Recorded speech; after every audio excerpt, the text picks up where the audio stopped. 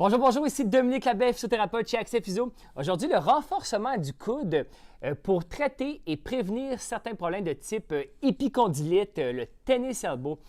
Tout d'abord, c'est une condition qui peut être complexe.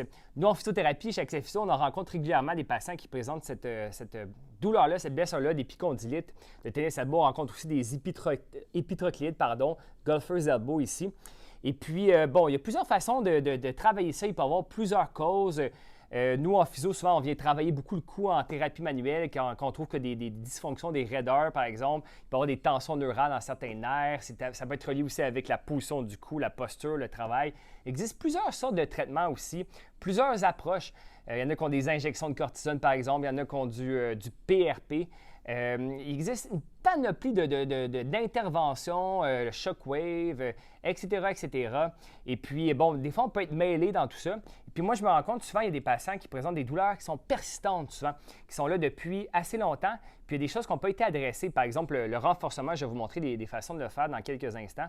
Puis c'est important d'adresser ça. Surtout, ça dépend toujours. Nous, en physio, d'ailleurs, on regarde quand il y a un patient qui vient, le stade de guérison. Est-ce que c'est une douleur qui est plus inflammatoire, plus aiguë, ou c'est une douleur qui est plus persistante, qui n'a pas d'inflammation, mais que ça fait longtemps que c'est installé. Donc, selon les origines de la douleur, les traitements peuvent être différents.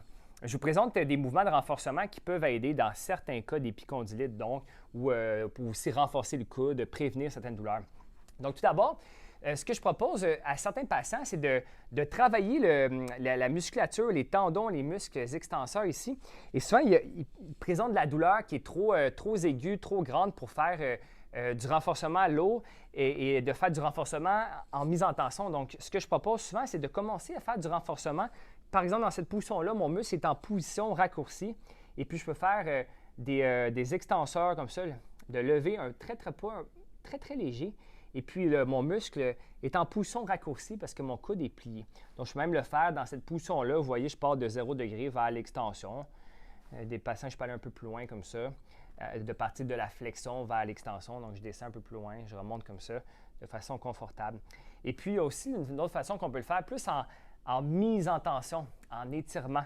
Donc, par exemple, le coude un peu plus allongé comme ceci. Et je peux le partir un peu plus bas. Pouf, je remonte. Et puis là, je vais mettre une tension.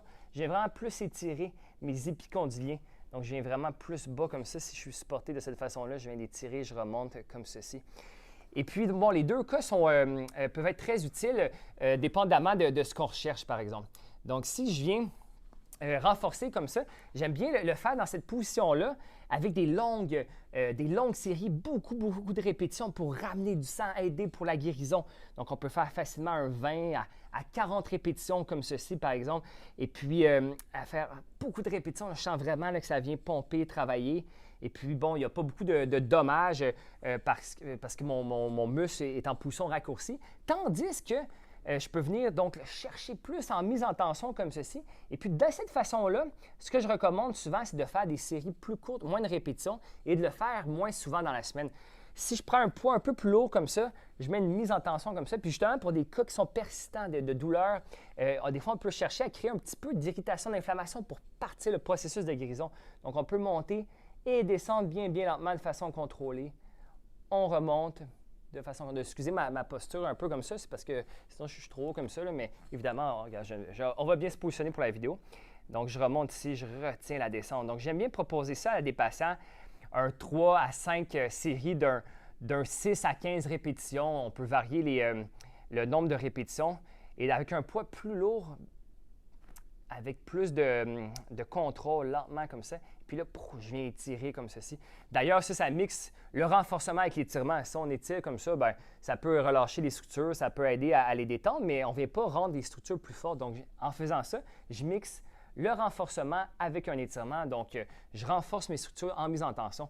Et puis, dans cette position-là, donc, c'est très bien. Ensuite, à la fin de la séance, on peut le faire une position plus raccourcie avec un poids plus léger, le coude plié, par exemple, comme ça. Donc, je peux faire, par exemple, 3 séries de 10 répétitions avec un poids plus lourd aux 2 jours, 2 fois semaine, par exemple. On peut le faire moins souvent qu'en mise en tension parce que ça nécessite plus de récupération. Certains de mes patients le font 2 à 3 fois par semaine en position de mise en tension d'étirement et peuvent faire un bon 4 à 5, 6 fois par semaine plus léger, mais faire plus de répétitions comme ceci.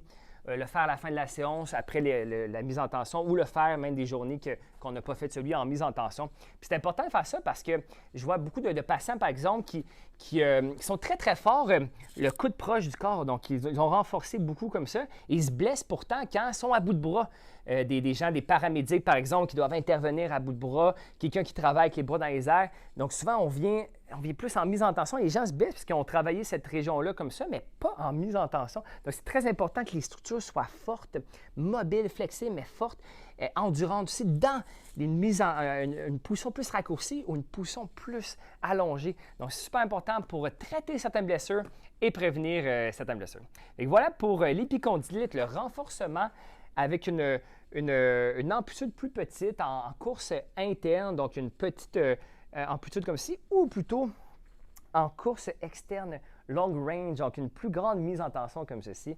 Donc, chacun des mouvements a des objectifs différents. Merci de votre écoute. À la prochaine capsule.